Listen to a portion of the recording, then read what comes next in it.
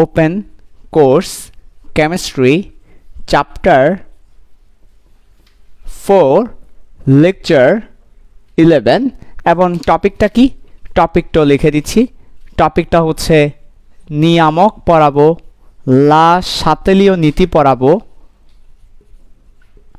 আরেকটা হচ্ছে প্রভাবক পড়াবো এর আগে আমরা সক্রিয়ণ শক্তি এবং আর্হেনিয়াস পড়িয়েছি সক্রিয়ণ শক্তি এবং আর্হেনিয়াসের পর আমাদের নিয়ামক তারপর লা সাতেলীয় নীতি এবং প্রভাবক আমাদের আছে ওকে আচ্ছা ঠিক আছে so open course chemistry chapter 4 lecture 11 যেখানে আমরা নিয়ামক পড়াবো লা সাতেলীয় নীতি পড়াবো প্রভাবক পড়াবো তোমরা তো তোমাদের ফ্রেন্ডদেরকে খুব দ্রুত আজকে লাইভ ক্লাসটা ফ্রেন্ডদেরকে জানিয়ে দাও তাদেরকে মেনশন করতে থাকো গ্রুপে খুব দ্রুত এবং বিভিন্ন ফেসবুক গ্রুপ মেসেঞ্জার গ্রুপে আজকে লিঙ্কটা শেয়ার করে দাও ওকে আচ্ছা ঠিক আছে তাহলে চলে আসো শুরু করি আমরা প্রথমে আসো নিয়ামকের কথা দিয়ে শুরু করি নিয়ামক আচ্ছা সো আমাদের নিয়ামক হচ্ছে তিনটা সো আমরা একটা ঘর করে ফেলবো তিনটা নিয়ামকের ঘরগুলো করে ফেলবো ওকে তাহলে একটা ঘর করে ফেললাম এবং এখানে দুটো ঘর থাকবে উপরে একটা ঘর করলাম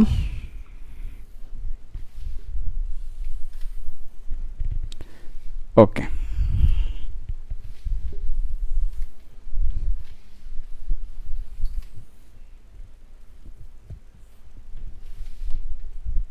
ঠিক আছে সো আমাদের নিয়ামক সমূহ কয়টা নিয়ামক মানে কি নিয়ামক বলতে বোঝাচ্ছে কোন একটা রাসায়নিক বিক্রিয়ায় যে সকল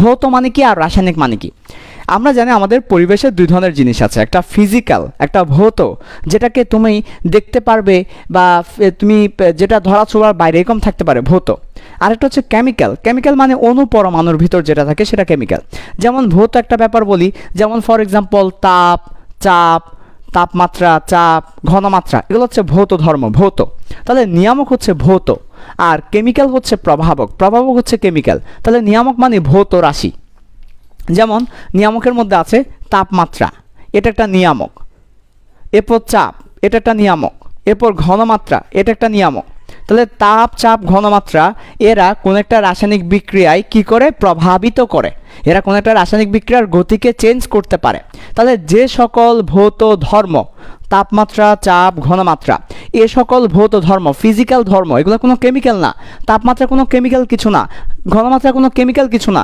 এগুলো কোনো কেমিক্যাল পরমাণু না প্রভাবক না কোনো বিক্রিয়ক উৎপাদ না যে সকল ভৌত ধর্ম রাসায়নিক বিক্রিয়ার গতিকে চেঞ্জ করতে পারে রাসায়নিক বিক্রিয়াকে নিয়ন্ত্রণ করতে পারে রাসায়নিক বিক্রিয়া বেশি হবে না কম হবে সেটা ঠিক করে দিতে পারে রাসায়নিক বিক্রিয়ার গতিকে বাড়াতে পারে কমাতে পারে নিয়ন্ত্রণ করতে পারে যে সকল ভৌত ধর্ম তাদেরকে নিয়ামক বলে এটা হচ্ছে নিয়ামকের ডেফিনেশন আমরা এখন নিয়ামক পড়ছি সো হোয়াট ইজ নিয়ামক হচ্ছে যে সকল ভৌত ধর্মগুলো কি তাপমাত্রা চাপ ঘনমাত্রা কি করতে পারে কোন একটা রাসায়নিক বিক্রিয়া গতিকে প্রভাবিত করতে পারে তাদেরকে আমরা কি বলবো তাদেরকে আমরা নিয়ামক বলবো ওকে এবার নিয়ামকের পরিবর্তনে রাসায়নিক বিক্রিয়ার পরিবর্তন কেমন হয় নিয়ামকগুলোকে আমরা দুইভাবে পরিবর্তন করতে পারি নিয়ামককে আমরা বৃদ্ধি করলে কি হবে নিয়ামককে বৃদ্ধি করলে কি ঘটবে নিয়ামককে হ্রাস করলে কি ঘটবে নিয়ামককে বৃদ্ধি করলে কি হবে নিয়ামক হ্রাস করলে কি হবে যেমন তাপমাত্রা বৃদ্ধি করলে বিক্রিয়ার গতি কি হবে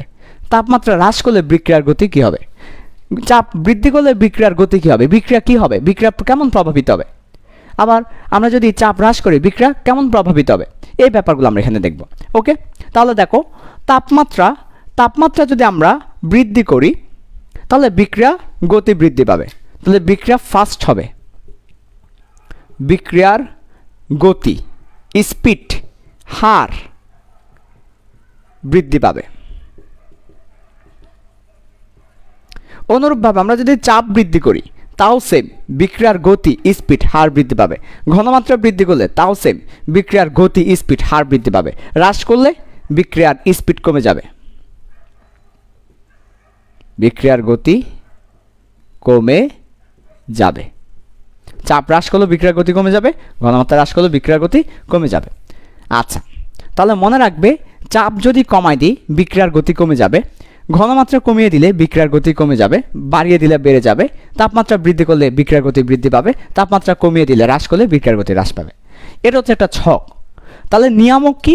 নিয়ামক হচ্ছে যে সকল ভৌত ধর্ম যারা কেমিক্যাল না, যাদেরকে তুমি ধরতে পারবে না, কেমিক্যাল না, ভৌত ধর্ম, যেমন তাপমাত্রা, চাপ, ঘনমাত্রা, এ ধরনের ভৌত ধর্ম, ফিজিক্যাল প্রপার্টি, কোন একটা রাসায়নিক বিক্রিয়াকে যদি কন্ট্রোল করে গতি বাড়িয়ে কমিয়ে, তাহলে তাদেরকে নিয়ামক বলবো। এখন নিয়ামক হচ্ছে, আমরা তিনটা নিয়ামকের কথা বললাম, তাপমাত্রা, চাপ, ঘনমাত্রা, এছাড়া আরও নিয়ামক আছে, বাট আমাদের বইয়ে তিনটা আছে।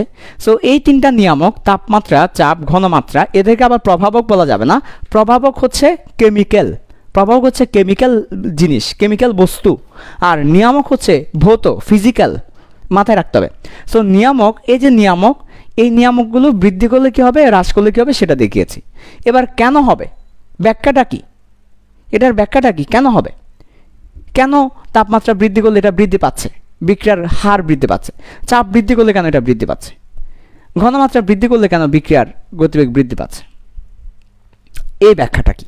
এবার সব ব্যাখ্যা, তাহলে এবার আমরা দেখব এক্সপ্লেনেশন আমরা যাব, যে কেন বৃদ্ধি করলে বৃদ্ধি পাই, সে এক্সপ্লেনেশন আমরা যাব। আচ্ছা, সো এবার কি করব, এবার ব্যাখ্যা লিখব।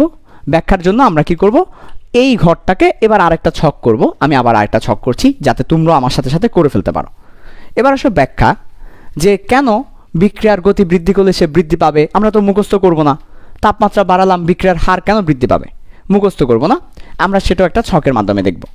আবার সেই নিয়ামক ছকটা আবার করব। এবার ব্যাখ্যার ছকটা, নিয়ামক থাকবে আমার এই পাশে, এবার একটু বড় বড় করে করব, আর ব্যাখ্যাটা থাকবে আমার এই পাশে। ওকে, আচ্ছা,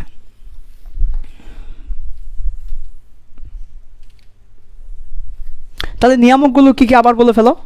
একটা হচ্ছে তাপমাত্রা, লিখে ফেলো খুব দ্রুত। একটা হচ্ছে চাপ, আর হচ্ছে ঘনমাত্রা, একটু ফাঁকা করে করে লিখবে, কারণ ব্যাখ্যা তো অনেক কিছু লিখতে হবে। প্রথমে আসো তাপমাত্রার ব্যাপারটা।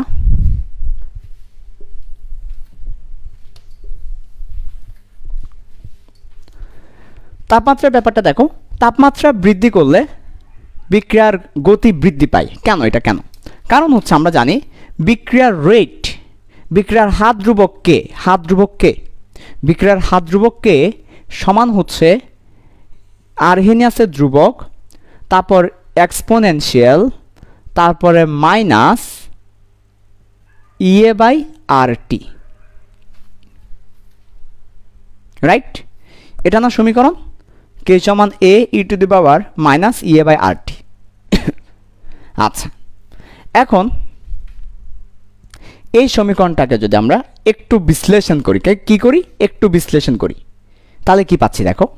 এই সমীকরণকে যদি একটু বিশ্লেষণ করি, আমরা যদি এই সমীকরণটাকে একটু ভেঙে লিখি, আমরা দেখেছিলাম ln দিয়ে লিখেছি, ln দিয়ে লিখলে ln কে সমান ln A মাইনাস EA/RT। তো এটা তো ধ্রুবক, তাই না? এটা ধ্রুবক, তাহলে এটার কোনো কাজ নেই, এটার আপাতত কোনো কাজ নেই, এটা ধ্রুবক। তাহলে আমরা এখান থেকে কি বলতে পারি, এখান থেকে আমরা বলতে পারি ln কে আছে মাইনাস EA/RT আছে।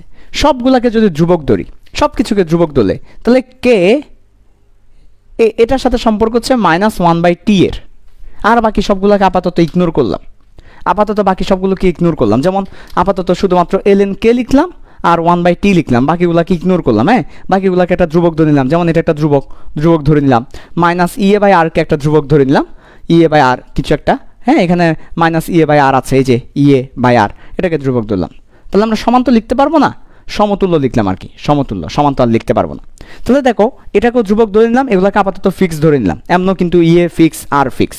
তাহলে দেখো ln কে এর সাথে সম্পর্ক, রিলেশন, ln কে এর সাথে রিলেশন, এটা হচ্ছে রিলেশন, আমরা যেটা সম্পর্ক দেখাচ্ছি, ln কে এর সাথে রিলেশন দেখাচ্ছি -1/T এর। তাহলে এমনি 1/T মানে ব্যস্তানুপাতিক, যদি টি বাড়ে কে কমবে, কে বাড়লে টি কমবে, ব্যস্তানুপাতিক। সামনে আবার একটা মাইনাস আছে, মাইনাস থাকলে কিন্তু আবার চেঞ্জ হয়ে যাবে, কারণ কি, কারণ হচ্ছে আমরা জানি কোনো কিছু কমে যাওয়া, তাকে যদি মাইনাস দ্বারা গুণ করি সেটা আবার বেড়ে যায়। যেমন ফর এক্সাম্পল, আমি যদি বলি 1 এবং 5, জিনিসটা ভালো করে খেয়াল করো, 1 আমি যদি মাইনাস দ্বারা গুণ করি -1, 5 মাইনাস দ্বারা গুণ করলে -5। তাহলে দেখো 1 বড় না 5 বড়? তুমি বলবে 5 বড় 1 ছোট। মাইনাস দ্বারা গুণ করো, মাইনাস দ্বারা গুণ করলাম। এবার কে বড়? এবার কিন্তু -1 বড়, -5 ছোট। মাইনাস দ্বারা গুণ করলে আবার উল্টে যায়, ড্যান্স দিতে হবে, ড্যান্স উল্টে গেলে একটা ড্যান্স দিতে হয়, উল্টে যায়। মাইনাস দ্বারা গুণ করলে উল্টে যায়। তাহলে আমার এটা 1/t আছে, সামনে আবার মাইনাস দ্বারা গুণ করলাম, তাহলে এমনিতে ব্যস্তানুপাতিক, আবার মাইনাস দ্বারা গুণ করে সেটা কি হয়ে যাবে? সমানুপাতিক হয়ে যাবে। তাহলে টি কমলে এটা বাড়ার কথা ছিল, সামনে মাইনাস থাকায় এটা কমলে এটাও কমবে, এটা কমলে এটা বাড়ার কথা ছিল ব্যস্তানুপাতিক। যদি মাইনাস না থাকতো এটা কমলে এটা কমতো, সামনে মাইনাস দিয়ে কি হলো? ঘটনা উল্টাই দিল, তাহলে কি হয়ে গেল? সমানুপাতিক হয়ে গেল মাইনাস দেওয়ার কারণে। তাহলে মাইনাস আছে আবার 1/, আছে মাইনাস এবং 1/, মিলে আগের মতো। তাহলে আমার কে বাড়লে টি বাড়বে, সরি টি বাড়লে কে বাড়বে। তাহলে আমার যদি টি বাড়াই কেটাও বেড়ে যাবে। আবার কে বাড়লে হার বাড়বে, রেট বিক্রিয়ার হার বাড়বে। তাহলে তাপমাত্রা যদি বৃদ্ধি করি বিক্রিয়ার হার বাড়বে, সেটার প্রমাণ বা সেটার ব্যাখ্যা এই যে ব্যাখ্যা দিয়ে দিয়েছি, আরহেনিয়াস থেকে ব্যাখ্যা দিয়েছি। মুখস্থ না, ফিল্ড সায়েন্স একটা ফুটও মুখস্থ করানো হয় না, এক ফুটও মুখস্থ না।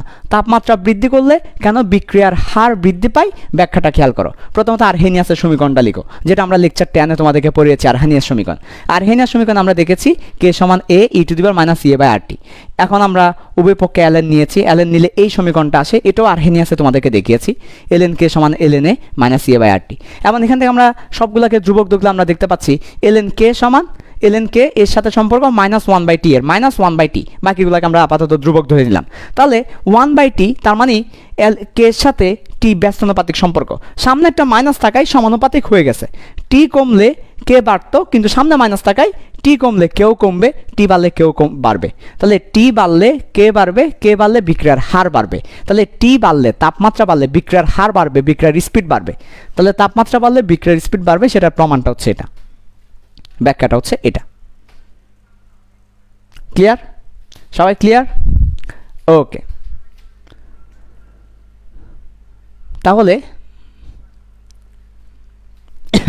এরপরে এবার আসো চাপের ব্যাখ্যাটা। চাপ বাড়লে কেন বিক্রিয়ার হার বাড়বে? চাপ বাড়লে কেন বিক্রিয়ার হার বাড়বে? দেখো, চাপ যদি বাড়াই দাও, চাপ বৃদ্ধি পেলে অণুর মধ্যে সংঘর্ষ বেড়ে যায়।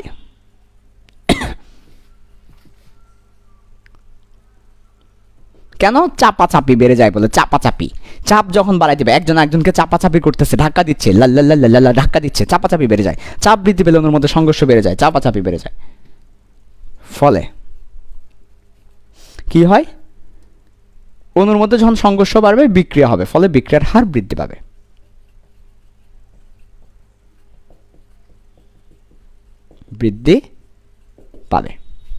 সংঘর্ষ বৃদ্ধি পায়। ঘনমাত্রা মানে কি? ঘনমাত্রা মানে পরিমাণ বেশি দেওয়া। ঘনমাত্রা মানে হচ্ছে দ্রব বাই আয়তন, মানে হচ্ছে পরিমাণ বাই আয়তন আর কি, ভর বাই আয়তন, ঘনমাত্রা। তো তুমি যদি বেশি বিক্রিয়ক অণু দিলে, বেশি বিক্রিয়া হবে, খুবই সিম্পল ব্যাপার।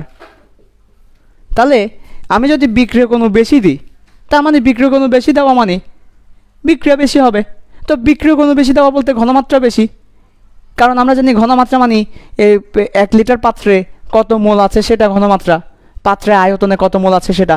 এখন বিক্রিয়ক অণু যদি বেশি দাও তাহলে তো ঘনমাত্রা বেড়ে গেল, তাহলে বেশি বিক্রিয়ক অণু বেশি বিক্রিয়া করবে, তার মানে বেশি ঘনমাত্রা, তো বেশি বিক্রিয়ার হার। ঘনমাত্রা বেশি তো হার বেশি, বিক্রিয়া বেশি করবে, বেশি ঘনমাত্রা তো হার বেশি। তুমি যদি বেশি ঘনমাত্রা দাও, মানে ঘনমাত্রা মানে কি? বিক্রিয়ক অণুর সংখ্যা। বিক্রিয়ক অণু যদি বেশি দাও, বিক্রিয়া করবে বেশি, বিক্রিয়া করা বেশি মানে বিক্রিয়ার হার বেশি। এর হচ্ছে ব্যাখ্যা। সো আমরা নিয়ামকগুলো দেখেছি, নিয়ামকের ফলাফল দেখেছি, নিয়ামকের ব্যাখ্যাগুলো দেখেছি। ওকে, কেন হয়, কিভাবে হয় সে ব্যাপারটা। এভাবে চলে আসো লা সাতেলীয় নীতি। লা সাতেলীয় নীতি কি? লা সাতেলীয় নীতি। এবার চলে আসো লা সাতেলীয় নীতি। ওকে, মুছে নাও, লিখে নাও লিখে নাও, হেডিং দাও লাশ হাতে লিও নীতি।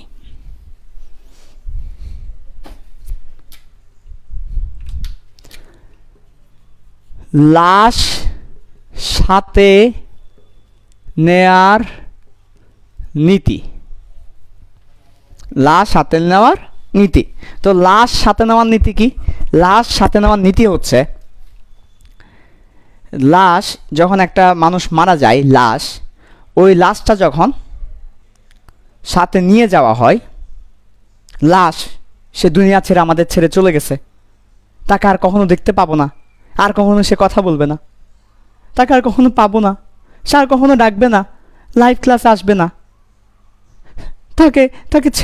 তাকে ছেড়ে আমরা অসহায়, তাকে সাথে নিয়ে যেতে আমাদের মাঝে একটা নীতি নৈতিকতা ভর করে, একটা দুঃখ দুর্দশা নীতি হৃদয়ের মধ্যে কেমন জানি মুছড় দেয়, মনের মধ্যে যত শয়তানি খারাপই সবগুলো চলে যায়, একটা নীতি ভর করে। এই লাশ সাথে নেওয়ার সময় যে নীতি ভর করে সেটাকে লাশ হাতে নেওয়ার নীতি বলে। এটা ভাই সাহেবের সংজ্ঞা ছিল, ভাই সাহেবের সংজ্ঞা ছিল এটা। তো আমরা যখন লাশ সাথে নিয়ে আমাদের মধ্যে একটা নীতি ভর করে, এখান থেকে আমাদের জীবনে শিক্ষা নেওয়া উচিত। ভালো হয়ে যায়, দুদিনের এই পৃথিবী, দুদিনের ঠিকানা, কি হবে এত পড়াশোনা করে, একদিন তো মরেই যাব, কি হবে এত টাকা পয়সা নিয়ে, একদিন তো মরেই যাব, কি হবে এত টাকা পয়সা নিয়ে, এত পড়াশোনা করে কি হবে, এত ব্যাচ পড়িয়ে কি হবে, বলো কি হবে? কিছু হবে না, দুদিন পর তো চলে যাব, কিছু হবে না,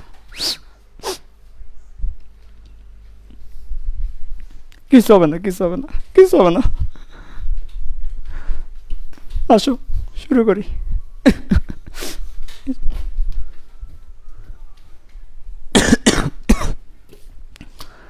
লা সাথে নেওয়ার নীতি, লা সাথে লিও নীতি। আসলে এটা বাংলায় লা সাথে লিও, কিন্তু ইংলিশে ওনার নাম লা সাথে লিও ছিল না। তিনি যদি জানতেন বাংলাদেশের মানুষজন তাকে লা সাথে লিও বলে, তিনি 3 বার আত্মহত্যা করতেন।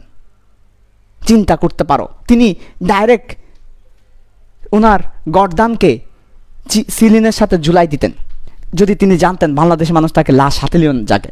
ওনার আসল নাম ছিল এল ডবল ই লি,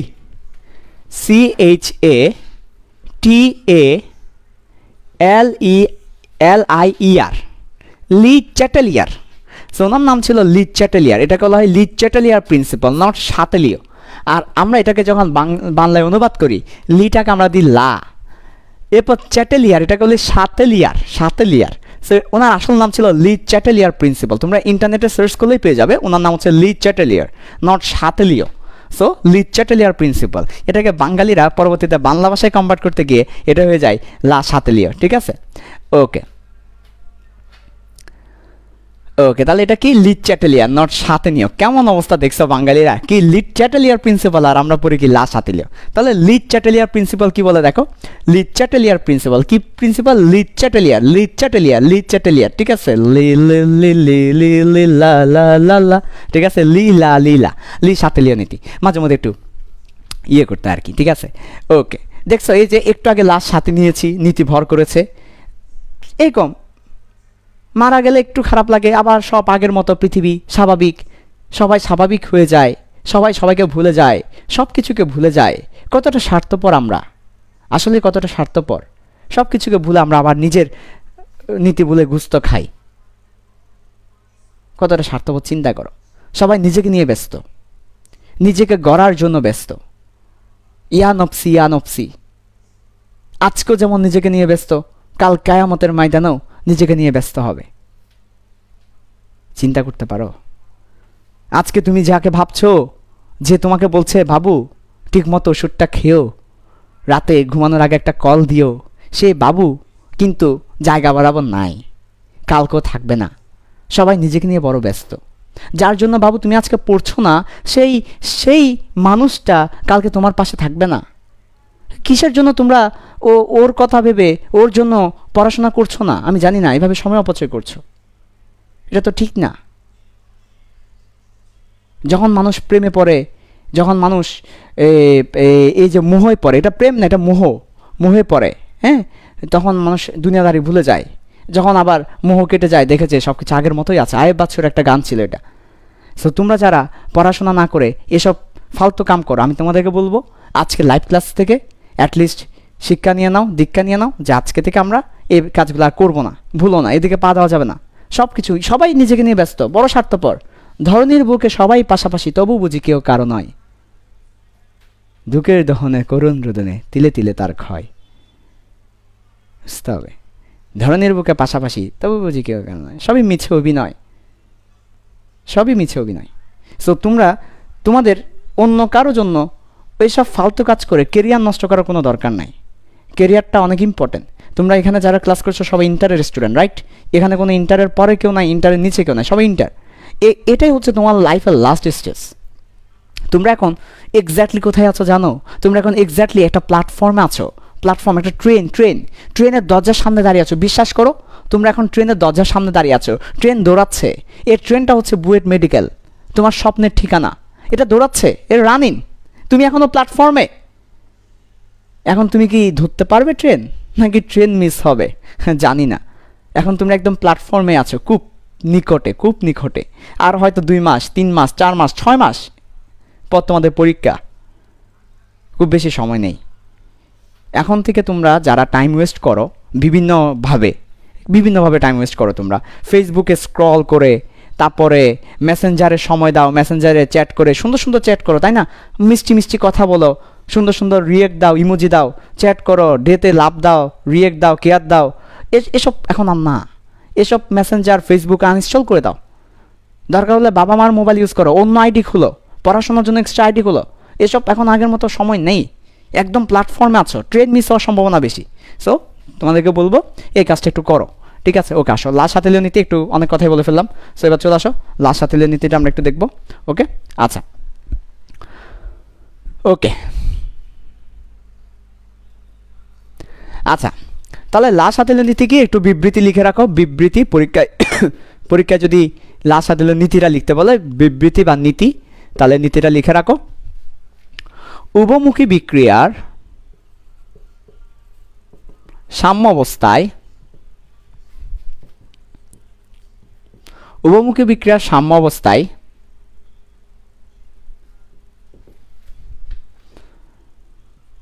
নিয়ামক মানে কি? একটু আগে বলেছি, নিয়ামক মানে 3টা জিনিস: তাপমাত্রা, চাপ, ঘনমাত্রা। তাহলে উভমুখী বিক্রিয়ার সাম্যাবস্থায় নিয়ামক, তাপমাত্রা, চাপ, ঘনমাত্রা পরিবর্তন করলে বিক্রিয়া সম্মুখ দিকে বা পশ্চাৎ দিকে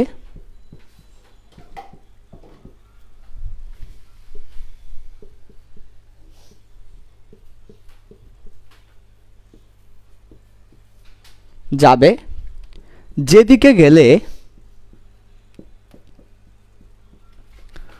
ওই নিয়ামক পরিবর্তন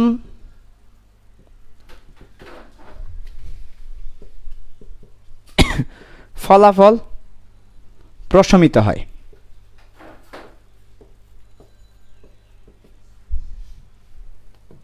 এটাই হচ্ছে নীতি, লিখে রাখো।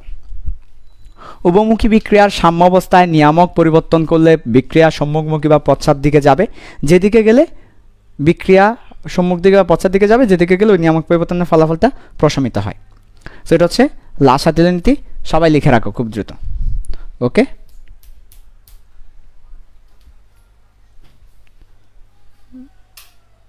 ওকে।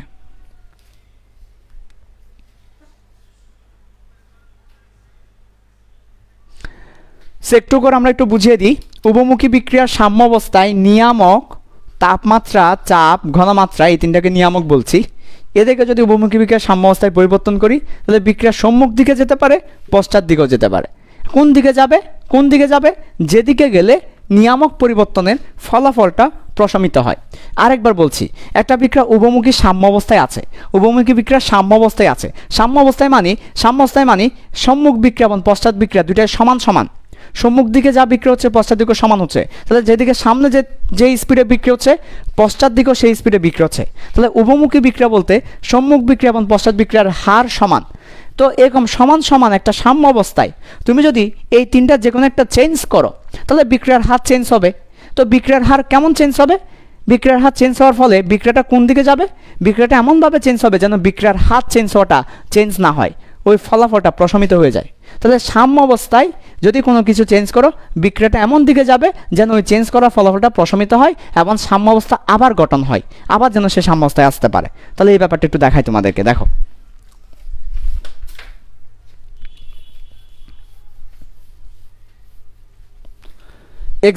এক্সাম্পলের মাধ্যমে ব্যাখ্যা দেওয়া হচ্ছে, দেখো ভালো করে, এক্সাম্পলের মাধ্যমে ব্যাখ্যা দেওয়া হচ্ছে।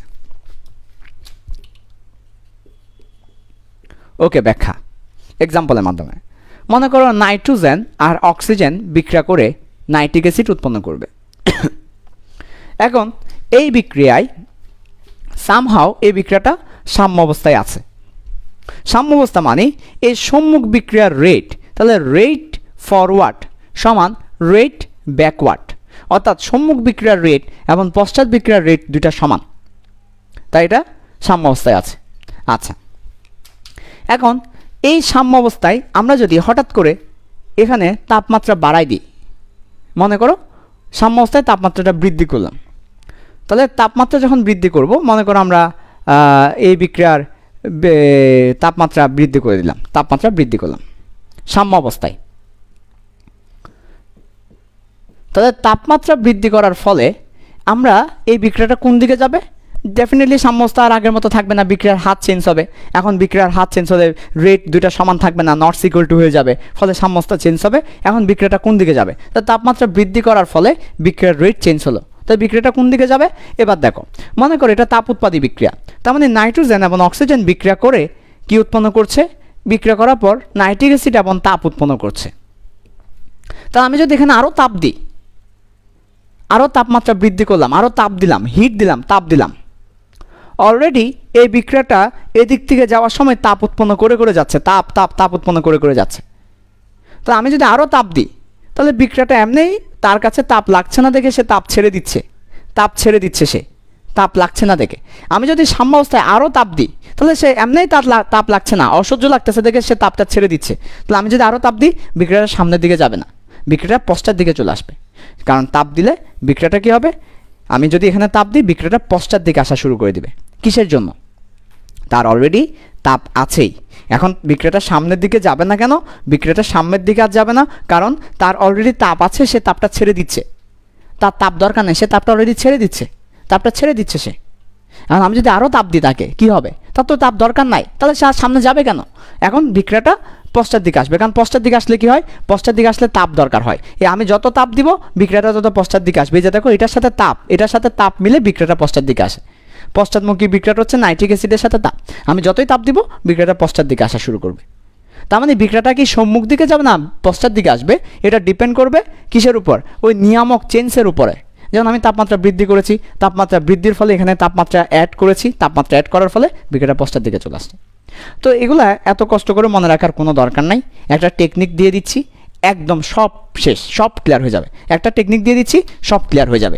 এই একটা বস টেকনিকের মাধ্যমে লাস হাতিলীয় নীতি একদম ক্লিয়ার হয়ে যাবে। ওকে, আসো টেকনিকটা ভালো করে খেয়াল করো। টেকনিক, বিক্রিয়া কোন দিকে যাবে সেটা টেকনিক লিখে রাখো। সেই টেকনিক, একেবারে সেই বস টেকনিক, সেই বস টেকনিকটা লিখে রাখো। বিক্রিয়া কোন দিকে যাবে সেটা বস টেকনিকের মাধ্যমে আমরা এখন দেখব।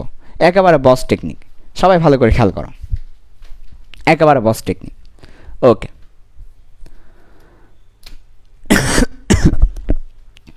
একটা বিক্রিয়া কি সামনের দিকে যাবে না পশ্চাৎ দিকে আসবে? বস টেকনিকের মাধ্যমে আমরা সেটা দেখব। বস টেকনিকটা একটু ভালো করে খেয়াল করো। তাহলে উভমুখী বিক্রিয়ার সাম্য অবস্থায় নিয়ামক চেঞ্জ করলে কোন দিকে যাবে? যেদিকে কম সেদিকে যাবে, এটাই টেকনিক। যেদিকে কম সেদিকে যাবে, এইটুকু লিখলেই বুঝতে পারবে। যেদিকে কম সেদিকে যাবে, শেষ। এই একটা লাইনই যথেষ্ট, তোমার লা সাথীয় নীতি দিয়ে কোনো কিছু ব্যাখ্যা করার জন্য। যেদিকে কম সেদিকে যাবে, যেদিকে কম সেদিকে যাবে, যেদিকে কম সেদিকে যাবে। বুঝিয়ে দিচ্ছি পরীক্ষায় কেমন প্রশ্ন হবে এবং আমি সেটা তোমাদেরকে বুঝিয়ে দিচ্ছি। ওকে, তাহলে যেদিকে কম সেদিকে যাবে, এটা হচ্ছে মনে রাখো, এটা হচ্ছে সেই বস টেকনিকটা।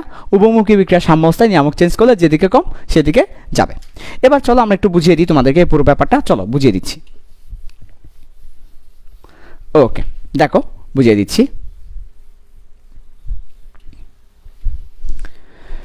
পরীক্ষায় প্রথমত সবচেয়ে বেশি প্রশ্ন আসে তাপ উৎপাদী এবং তাপহারী বিক্রিয়া নিয়ে। সো এই বিক্রিয়াটা নিয়ে আগে দেখাচ্ছি। সো আসো কেস 1, তাপ উৎপাদী বিক্রিয়া। সো তাপ উৎপাদী বিক্রিয়ার ক্ষেত্রে পরীক্ষায় যদি তোমাকে তাপ উৎপাদী বিক্রিয়ার ক্ষেত্রে লা সাথীয় নীতি অ্যাপ্লাই করতে বলে, সো তাপ উৎপাদী বিক্রিয়ার ক্ষেত্রে লা সাথীয় নীতি আমরা এখন অ্যাপ্লাই করব। তাপ উৎপাদী বিক্রিয়ার ক্ষেত্রে লা সাথীয় নীতি অ্যাপ্লাই করব। দেখো সবাই ভালো করে, তাপ উৎপাদী বিক্রিয়ার ক্ষেত্রে কি হয়। আচ্ছা, ওকে, তাপ উৎপাদী বিক্রিয়া মানে জেনারেল ফর্মুলা যদি আমি আঁকি, এ এবং বি মনে করো বিক্রিয়া করলো, এরা হচ্ছে বিক্রিয়ক। উৎপন্ন করলো মনে করো উভমুখী বিক্রিয়া, সি এবং ডি এরা মনে করো উৎপাদ। এবং তাপ উৎপাদী বিক্রিয়া হওয়ায় অবশ্যই তাপ উৎপন্ন করবে, কারণ তাপ উৎপাদী বিক্রিয়া তাপ উৎপন্ন করবে। এখন এই তাপ উৎপাদী বিক্রিয়ায় উভমুখী, এই তাপ উৎপাদী বিক্রিয়ার সাম্য অবস্থায়, তাহলে এই বিক্রিয়ার সাম্য অবস্থায়, এই বিক্রিয়ার সাম্য অবস্থায় যদি তাপমাত্রা বৃদ্ধি করা হয়, তাপমাত্রা বৃদ্ধি করা হয়, তাহলে এই বিক্রিয়ার সাম্য অবস্থায় যদি তাপমাত্রা বৃদ্ধি করা হয়, তাহলে কি হবে? আমরা একটা টেকনিক শিখিয়েছি, যেদিকে কম সেদিকে যাবে, যেদিকে কম সেদিকে যাবে, যেদিকে কম সেদিকে যাবে। যদি কোনো কিছু বৃদ্ধি করো, যেদিকে কম সেদিকে যাবে।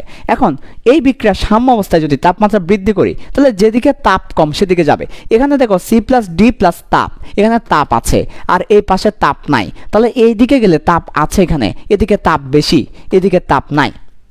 তাহলে যেদিকে কম এখানে তাপ আছে, তাই এদিকে যাবে না। যেদিকে কম সেদিকে, এখানে তাপ নাই, যেদিকে তাপ কম এদিকে তাপ আছে, এদিকে তাপ নাই, যেদিকে কম সেদিকে যাবে। তাহলে উভমুখী বিক্রিয়ার সাম্য অবস্থায় তাপমাত্রা বৃদ্ধি করলে, তাপ উৎপাদী বিক্রিয়ার, এই যে তাপ উৎপাদী বিক্রিয়ার সাম্য অবস্থায় তাপমাত্রা বৃদ্ধি করলে পশ্চাৎমুখী হয়, বিক্রিয়া পশ্চাৎমুখী হয়।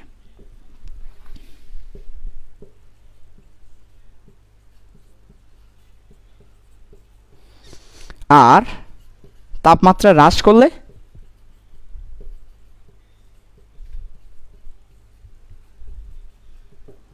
তাহলে উল্টা ঘটনা।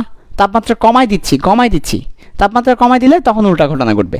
যেদিকে কম সেদিকে কখন যাবে? কোনো কিছু বৃদ্ধি করলে যেদিকে কম সেদিকে যাবে, যাতে প্রশমিত হয়। একটা কথা ছিল, নিয়ামক পরিবর্তনের ফলাফল প্রশমিত হয়। তার মানে আমি যেটা চেঞ্জ করব ওটা আবার নালিশ হয়ে যেতে হবে, নালিফাই হয়ে যেতে হবে। প্রশমিত মানে কি? প্রশমিত মানে নালিফাই হয়ে যেতে হবে, ওইটার প্রভাবটা থাকা যাবে না। তাহলে আমি যে তাপমাত্রা বৃদ্ধি করলাম, ফলে এই যে এক্সট্রা তাপ যেটা দিলাম, তাপমাত্রা বৃদ্ধি করা মানে এক্সট্রা তাপ দিলাম, এই এক্সট্রা তাপটা কোথায় চলে যাবে? পশ্চাৎ দিকে চলে যাবে। ফলে এক্সট্রা তাপের যেটা ইফেক্ট, একটা প্রভাব, সেটা নালিফাই হয়ে যাবে, প্রশমিত হয়ে যাবে। তাহলে যেদিকে কম সেদিকে কেন যাচ্ছে? কোনো কিছু বৃদ্ধি করলাম, তাহলে যেদিকে কম আছে সেদিকে বণ্টিত হয়ে যাবে। তাহলে আমি কোনো কিছু দিলাম, তাহলে যেদিকে কম সেদিকে দিয়ে দাও, তাহলে ওই দেওয়াটা প্রশমিত হয়ে যাবে। যার কাছে বেশি আছে তাকে তো দিয়ে লাভ নাই, যার কাছে কম আছে তাকে দাও। তাহলে তোমার কি হবে? ব্যাপারটা ব্যালেন্স হবে। তাহলে আমি যে কোনো একটা কিছু চেঞ্জ করলে, উভমুখী বিক্রিয়ার সাম্য অবস্থায় কোনো কিছু চেঞ্জ করলে এমনভাবে বিক্রিয়াটা যাবে যেন ব্যালেন্স হয়ে যায়, প্রশমিত হয়ে যায়। ঠিক আছে? আর তাপমাত্রা হ্রাস করলে বিক্রিয়াটা কি হবে? সম্মুখমুখী হবে, উল্টো ঘটনা ঘটবে। ওকে, সেটা হচ্ছে আমাদের তাপ উৎপাদী বিক্রিয়ার ক্ষেত্রে কেস 1। এবার তাপহারী বিক্রিয়ার ক্ষেত্রে আসো। আশা করি তাপ উৎপাদী বিক্রিয়ার ক্ষেত্রে তোমরা বুঝতে পেরেছো যে তাপমাত্রা বৃদ্ধি করলে অলরেডি তাপ উৎপাদী বিক্রিয়া মানে তাপ আছেই, তাপ উৎপাদী বলতে তাপ আছেই, তাপ উৎপন্ন হচ্ছে, উৎপাদের ক্ষেত্রে তাপ উৎপন্ন হচ্ছে, উৎপাদে তাপ উৎপন্ন হচ্ছে। সো আমি যখন তাপ উৎপাদী বিক্রিয়ার ক্ষেত্রে তাপমাত্রা বৃদ্ধি করব, তখন কি হবে? পশ্চাৎমুখী হয়ে যাবে, এক্সট্রা তাপটা এদিকে চলে আসবে, পশ্চাৎমুখী হয়ে যাবে, এক্সট্রা তাপটা এদিকে চলে আসবে। আর যদি তাপমাত্রা হ্রাস করি উল্টা ঘটনা ঘটবে। আশা করি তোমরা বুঝতে পেরেছো এই ব্যাপারটা। সবাই ক্লিয়ার এই ব্যাপারটা? ওকে, ঠিক আছে। এরপরে এবার আসো তাপহারী বিক্রিয়া। সো তাপহারী বিক্রিয়া আসে এবার কেস 2। তাপহারী বিক্রিয়ার ক্ষেত্রে কি হবে? তাপহারী বিক্রিয়ার ক্ষেত্রে পরিবেশ থেকে তাপটা শোষণ করে সে। যেমন ভালো করে খেয়াল করো, কেস 2 তাপহারী।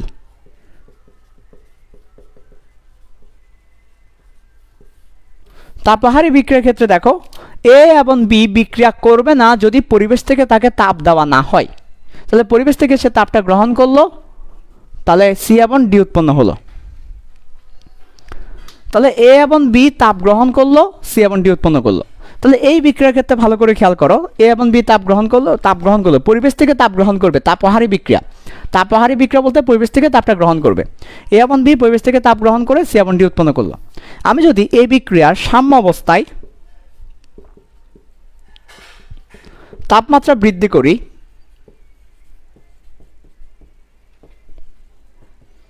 তাহলে কি হবে? সাম্য অবস্থায় তাপমাত্রা বৃদ্ধি করি, তাহলে যেদিকে কম সেদিকে যাবে, এদিকে তাপ আছেই। আমি যদি তাপমাত্রা বৃদ্ধি করি তাহলে বিক্রিয়াটা সামনের দিকে যাবে, যেদিকে কম, এখানে তাপ নাই, এখানে তাপ আছে, তাহলে সামনের দিকে যাবে বিক্রিয়াটা। অন্যভাবেও চিন্তা করা যায়, তাপ দরকার, তার এমনি তাপ দরকার, তুমি তাকে আরও তাপমাত্রা বৃদ্ধি করছো, তাপ দিচ্ছ, তাহলে সে নেচে নেচে সামনের দিকে চলে যাবে। কেন? তার তো তাপ দরকার।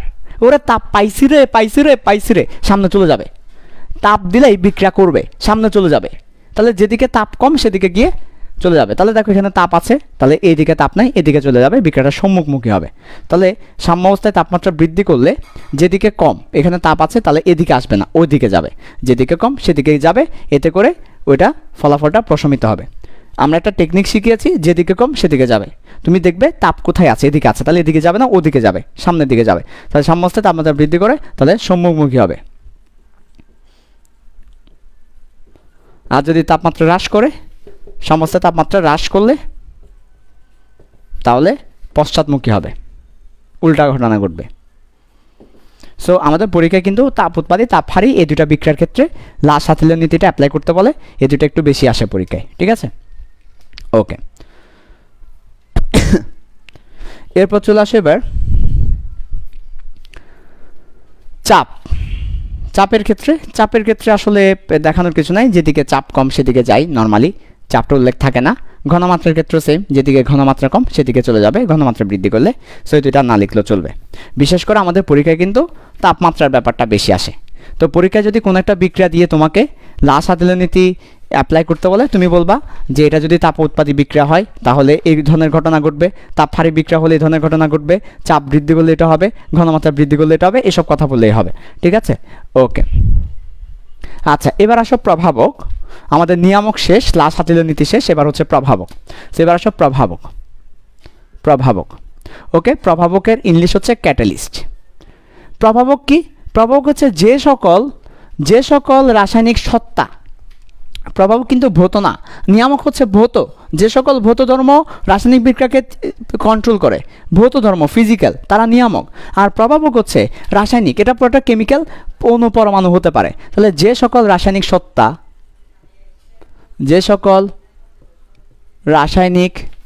সত্তা, ঠিক আছে, বিক্রিয়ায় অংশ নিয়ে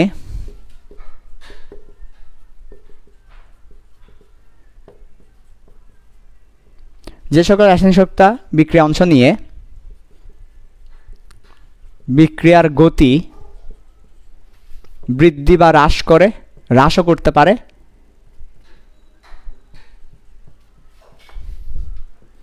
কিন্তু বিক্রিয়া শেষে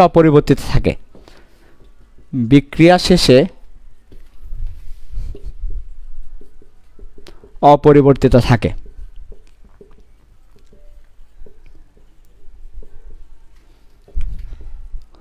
তাকে প্রভাবক বা ক্যাটালিস্ট বলে। ওকে, এরপর আসো ক্যাটালিস্ট কয় প্রকার? ক্যাটালিস্ট দুই প্রকার। ক্যাটালিস্ট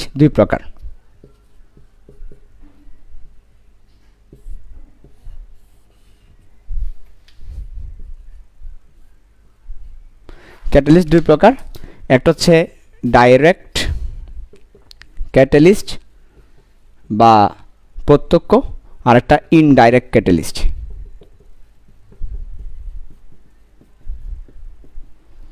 তাহলে একটা হচ্ছে ডাইরেক্ট আর একটা ইনডাইরেক্ট, একটা প্রত্যক্ষ আর একটা পরোক্ষ। ডাইরেক্ট ক্যাটালিস্ট আবার 4 প্রকার। ডাইরেক্ট ক্যাটালিস্ট 4 প্রকার, 1 number, 2 number, 3 number, 4 number. Direct catalyst 4 প্রকার। আর ইনডাইরেক্ট ক্যাটালিস্ট 2 প্রকার, 1 নাম্বার, 2 নাম্বার। সো আমরা এখন ক্যাটালিস্টের প্রকারভেদটাও দেখব। ওকে, আচ্ছা। সো দেখো, তাহলে আমাকে একটু বলো ক্যাটালিস্টের ডেফিনেশনটা কী ছিল সেটা একটু দেখো, আর ক্যাটালিস্ট কয় প্রকার সেই ব্যাপারটা একটু দেখো। সবাই ভালো করে খেয়াল করো, নিচে দেখা যাচ্ছে না, না? ওকে, দেখার ব্যবস্থা করছি। ওকে, দেখো। তাহলে ক্যাটালিস্ট কাকে বলছি? যে সকল রাসায়নিক সত্তা, এখন সত্তা বলতে কি বোঝায়? সত্তা বলতে বোঝায় সেটা মূলক হতে পারে, সেটা অণু হতে পারে, সেটা পরমাণু হতে পারে, সেটা আয়ন হতে পারে, যে কোনো কিছুকে একসাথে যদি বলি সত্তা, তাহলে রাসায়নিক সত্তা তার মানে অণু, পরমাণু, মূলক, আয়ন যে কোনো একটা কিছু বিক্রিয়ায় অংশ নিয়ে বিক্রিয়ার গতিকে হয় বৃদ্ধি করবে অথবা হ্রাস করবে, বিক্রিয়ার গতিকে চেঞ্জ করে দিবে, কিন্তু বিক্রিয়া শেষে অপরিবর্তিত থাকবে। তাহলে সে বিক্রিয়া অংশ নিবে কিন্তু বিক্রিয়া শেষে আবার আনচেঞ্জ হয়ে যাবে, অর্থাৎ সে বিক্রিয়া অংশ নিবে আবার পুনর্জন্ম ঘটবে, তার বিক্রিয়া শেষে অপরিবর্তিত থাকবে, তাকে প্রভাবক বলা হচ্ছে। প্রভাবক 2 ধরনের, একটা ডাইরেক্ট ক্যাটালিস্ট, একটা ইনডাইরেক্ট ক্যাটালিস্ট। একটা প্রত্যক্ষ ক্যাটালিস্ট, একটা পরোক্ষ ক্যাটালিস্ট। একটা সরাসরি অংশগ্রহণ করবে, একটা সরাসরি প্রভাবক হিসেবে কাজ করবে না, একটা সরাসরি প্রভাবক হিসেবে কাজ করবে না। বুঝাতে পারছি? ওকে। সো এবার ভালো করে খেয়াল করো, ডাইরেক্ট ক্যাটালিস্ট কারা? ডাইরেক্ট ক্যাটালিস্ট কত ধরনের দেখো। প্রথম হচ্ছে ধনাত্মক প্রভাবক, পজিটিভ ক্যাটালিস্ট, ধনাত্মক প্রভাবক। তারপর ঋণাত্মক প্রভাবক, তারপরে O2 প্রভাবক বা স্বপ্রভাবক, O2 বা স্বপ্রভাবক। তারপর আবিষ্ট প্রভাবক। আর ইনডাইরেক্ট প্রভাবক হচ্ছে প্রভাবক সহায়ক, যাদেরকে বলি প্রমোটর। আরেকটা হচ্ছে প্রভাবক বিষ, যাদেরকে বলি ডিমোটর। তাহলে একটা প্রভাবক সহায়ক আর একটা প্রভাবক বিষ। ওকে, তাহলে একটু দ্রুত লিখে নাও সবাই। প্রভাবক 2 ধরনের, একটা ডাইরেক্ট ক্যাটালিস্ট, একটা ইনডাইরেক্ট ক্যাটালিস্ট। ডাইরেক্ট ক্যাটালিস্টের মধ্যে আছে 4 প্রকার: ধনাত্মক প্রভাবক, ঋণাত্মক প্রভাবক, O2 বা স্বপ্রভাবক, আবিষ্ট প্রভাবক। আর ইনডাইরেক্ট ক্যাটালিস্টের মধ্যে আছে 2 ধরনের: প্রভাবক সহায়ক, প্রভাবক বিষ। প্রভাবক সহায়ককে বলা হয় প্রমোটর, প্রভাবক বিষকে বলা হয় ডিমোটর। ওকে। সো দেখো ভালো করে আবার বলছি, ক্যাটালিস্ট বা প্রভাবক 2 ধরনের, প্রত্যক্ষ, পরোক্ষ। একটা ডাইরেক্ট, একটা ইনডাইরেক্ট। ডাইরেক্ট 4 ধরনের: ধনাত্মক প্রভাবক, ঋণাত্মক প্রভাবক, স্বপ্রভাবক, আবিষ্ট প্রভাবক। ইনডাইরেক্ট প্রভাবক 2 ধরনের: প্রভাবক সহায়ক, প্রভাবক বিষ। ঠিক আছে? ওকে। সো আগামী ক্লাস থেকে এখান থেকে শুরু হবে, প্রত্যেকটা প্রভাবকের বর্ণনা দিব, এখানে প্রত্যেকটা প্রভাবকের বর্ণনা দিব, তারপর আমরা প্রভাবন ক্রিয়া দেখব, প্রভাবন ক্রিয়া। আর এই ব্যাপারগুলো দেখলে মোটামুটি প্রভাবকটা শেষ হবে। প্রভাবকটা শেষ হলে আমরা এরপরে এই বাফাত দ্রবণ তো পড়িয়ে ফেলেছি, বাফাত দ্রবণে যাবো, আবার বাফাত দ্রবণটা আরেকটু পড়াবো, তারপর হচ্ছে তোমাদের তাপ রসায়ন পড়াবো। চ্যাপ্টারটা মোটামুটি প্রায় শেষের দিকে আর কি। ঠিক আছে, ওকে, আল্লাহ হাফেজ, আসসালামু আলাইকুম।